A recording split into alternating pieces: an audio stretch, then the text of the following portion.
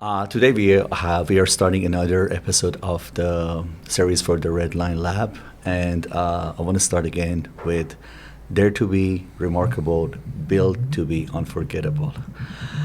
Today I have great people here, Alejandro and Carlos from Betski. And before I jump in and talk about the Betski, I would love them to start from their like personally introduce themselves. Just give a little bit of background of who you are so our audience will know. And then we will just jump into the Betski. Please, Alejandro. Thank you, Soren. Thank you very much. Well, my name is Alejandro, and I'm the founder and CEO of Betski. To give a little bit of context of my background, I started high school in the US. I went to military school in the US, which was a big change from the typical cultural experience that you have in a Panamanian high school. You know, the partying, and it's completely different. Very disciplined, 5 a.m. wake-ups, 1 mile run every single morning, a completely different lifestyle. But I think that was one of the big factors that shaped me to be the way I am today. After high school, I went to college in Florida. And in Florida, I was very involved in everything. I always like to be busy with many things. I was a senator at Florida State. I was the vice president of the finance committee. We managed a $14 million budget, so it was very interesting to be able to start to have those experiences working alongside people, different organizations. And I was also the part of the Student Leadership Council, the vice president of the professional development of the Panamanian Student Association, and I was also part of the Financial Management Association. So in Panama, I also had experience working at a bank. I'm a finance major and entrepreneurship major as number 2. And then in Panama, it was when I started Betski. Got it. Carlos. My name is Carlos Navarro. We're actually cousins. There you go. A little bit of my background. I did high school in Canada. I lived in Canada for 5 years until my dad passed away. After that, I came back to Panama, and I started university here. And I graduated from business administration and computer science. And since I was like 14 years old, I've always liked to solve things. I always have like entrepreneur mindset, and I really like building also. So I like coding. I created my own games. I had like a very nice game back then when I was a kid with almost 500 people joining every day.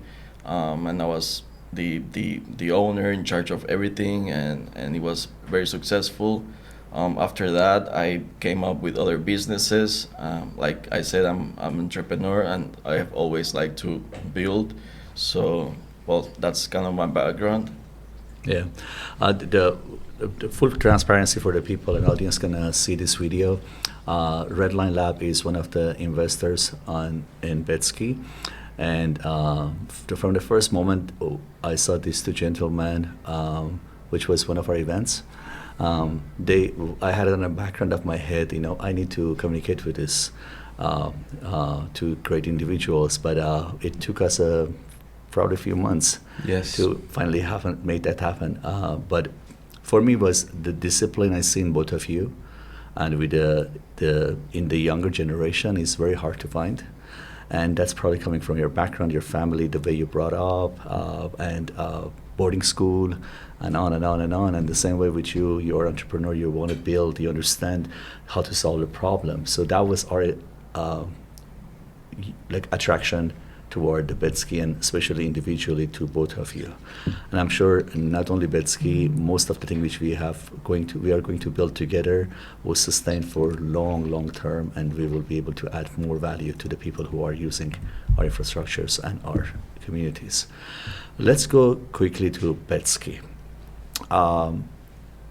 Give me the background and reverse engineer it Where did it start and why did it start? It's very interesting.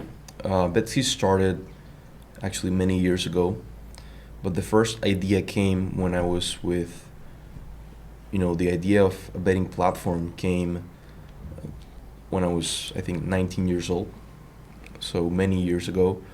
And that was the moment that I realized that people, when they bet, they don't bet due to the winnings, they bet due to the emotion and the adrenaline rush that they get. And I got that because I was with some friends and they were placing bets. And my friend lost $100 that day. Funnily enough, the next weekend he was once again placing bets. And even when he won, he lost on the long term because the house Always wins. always wins. Yes. And the player always loses.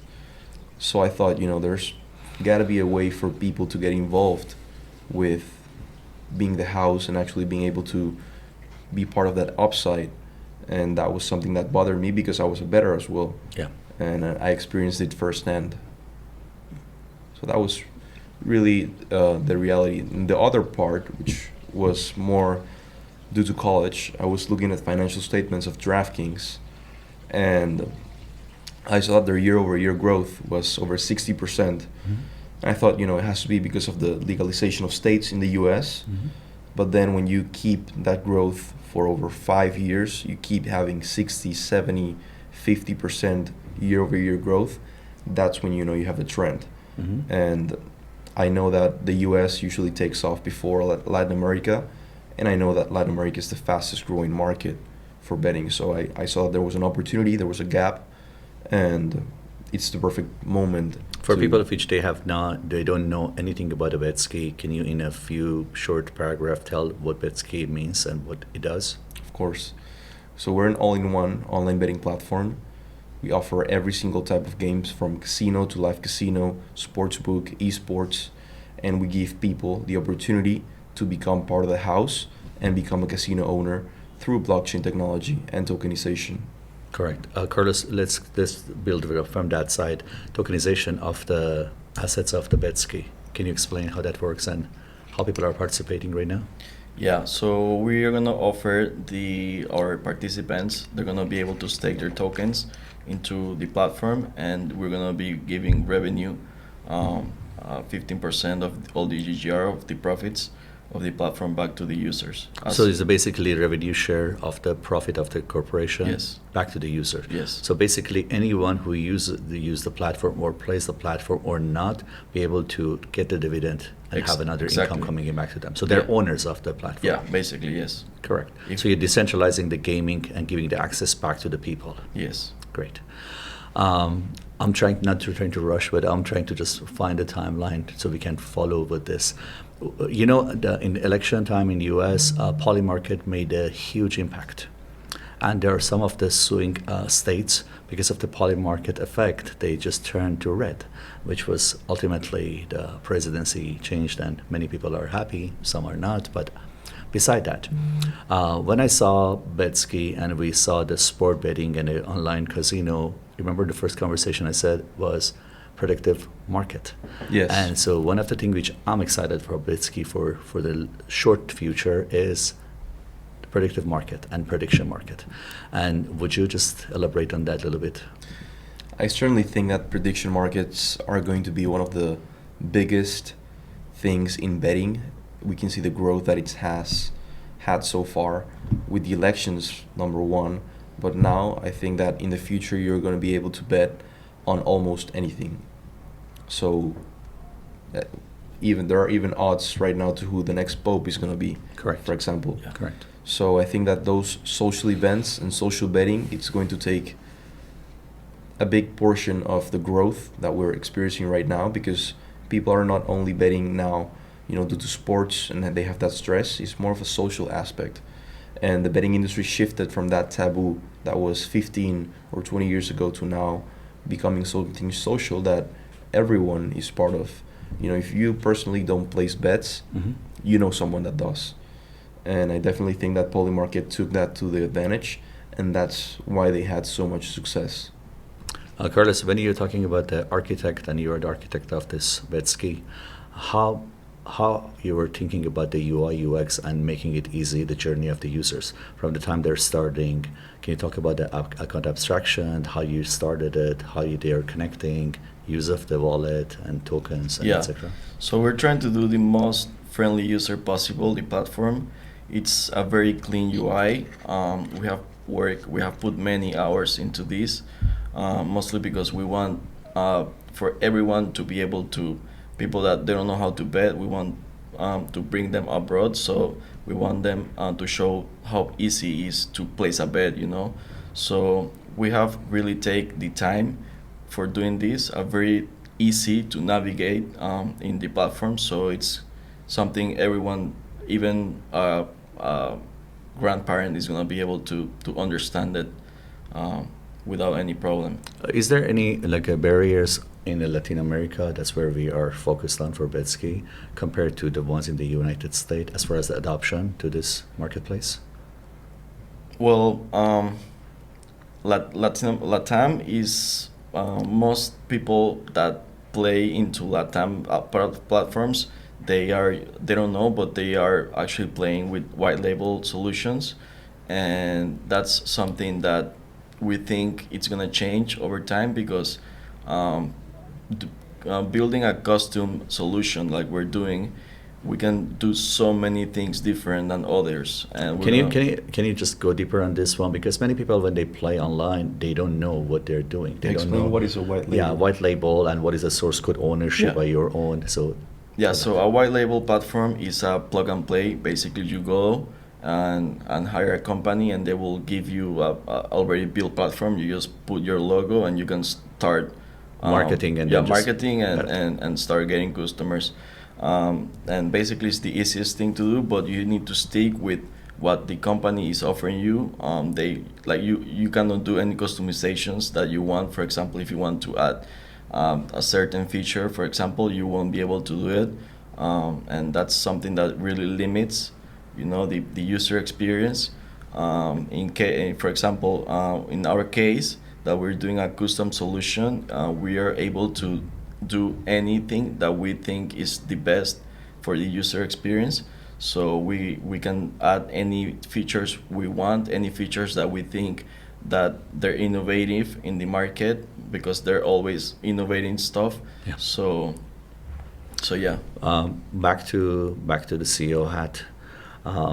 When it comes to adoption, most of the obstacle I've seen from outside was the moving that asset or the money from the platform back to the people, back to their wallet, back to their bank.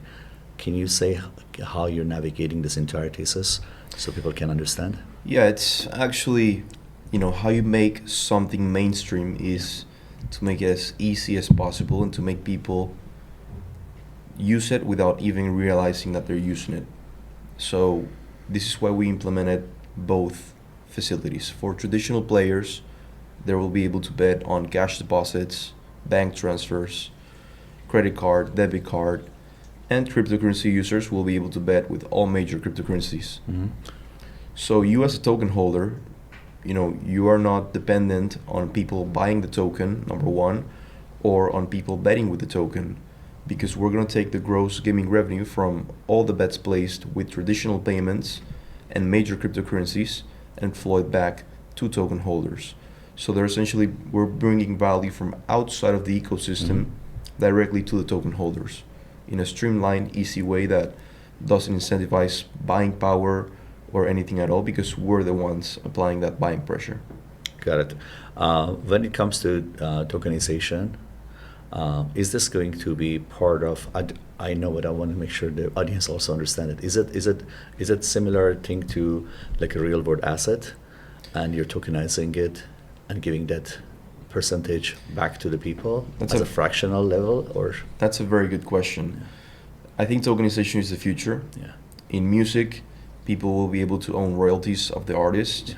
In sports, they will be able to own part of the sports clubs and athletes. In real estate, they will be able to own pieces of buildings and properties. And in the casino, they will be able to own a fraction of the casino. So it is essentially fractionalizing the casino via a tokenized way. Less than 1% of the people, they can maybe own the casinos, but now with your fractional understanding, you'll be able to, I know, have the $50 of the money on tokenization of the casino and be part of that. Exactly. Interesting. What other values you think the token holders or the people who are participating as the owners of the Betski will have? Some sort of different kind of integration, collaborations? Yeah, so actually with the token, we're thinking a lot outside of the box because we're trying to give value as much as we can to the users. So for example, let's say that you want to place a bet. This is on the betting part, not on the investor part. If you want to place a bet and you have certain odds, with our token, you'll have bet to earn rewards. So you will have basically improved odds that will give you a better payout if you use our token to place wagers. Another very important part and very interesting part is that we will have a token governance council. Essentially, people will be able to vote to select different representatives from the community of the token holders, and they will be the ones that essentially can make decisions on the platform. For example, if we want to implement a new Betski original game, which we have our own set of 17 Betski originals, we own the IP and we develop them in-house, they will be able to propose a new Betski original game. And it will incentivize the community, and it will be a fun way to keep the community engaged with decisions such as game creation, engagement, and these kind of things. Got it. So if let's say we were going to have this conversation 24 months later at the same table, where would you see Betski be? In 24 months, we would be tackling emerging markets in Southeast Asia and probably part of Africa, because a lot of people don't realize, but Africa, Southeast Asia, and Latin America are the fastest growing markets in the world, with LATAM being number one. Yeah. So our plan is to start regional, Latin America, overtake this region because there's a lot of potential, and competition is not really putting in the work that they should be putting at this moment. They're missing the opportunity right in front of them. There are big operations. For example, the number one betting operation in Mexico has a white label solution that you can purchase for $30,000. Yeah. They don't have any original games, none of that. They don't incentivize with streamers, influencers, because they cannot do it. We will be streamlining from day one with streamers, influencers, affiliates, and once we take Latin America, then we start to go to other emerging markets. So in 24 months, we would be already Southeast Asia and Africa. Carlos, what is the biggest bottleneck for the tech side, and how you're preparing yourself? There are many. There's people that they are focused in getting more. For example, they want to get advantage of the platform or of betting platforms. For example, there are people that do bonus hunting, so they try to get all the advantage they can from the bonuses, and that way they kind of like doing some glitch on the platform. And so I will say security is like a very important aspect. It's not a problem, but it's something we need to always take in consideration, that we need to be prepared for everything, because it's the most important thing for a betting platform to have. So I will say security in security aspect is one of the most important things. Unfortunately, the time is limited, and you guys are busy.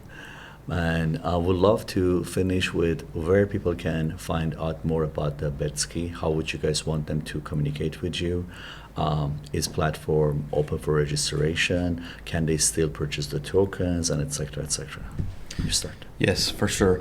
So someone that's interested in knowing more about our product can go to our website, betski.com. There we have different links. One for an early access welcome bonus. So users that are bettors that want to get an early access welcome bonus are able to do so signing up via the link. We also have access to our investment site, which we have of our token sales. We still have the token sale open, so anyone that's interested in becoming a casino owner can do so buying the token. And all of our general information, social network, channels, everything is on the website. So Betski.com. Betski.com. And Yes. if they personally want to connect with you guys and learn more, If anyone wants to connect personally with us, we can do so via email. Our emails are always open, alejandro@betski.com, and LinkedIn as well are two great ways to communicate. great. Unfortunately, we have to cut it short today. We're definitely going to come back and revisit this conversation and then get more updates from you guys. But as always, dare to be remarkable, build to be unforgettable. Thank you so much. Thank you, Thank Soren. you, Soren.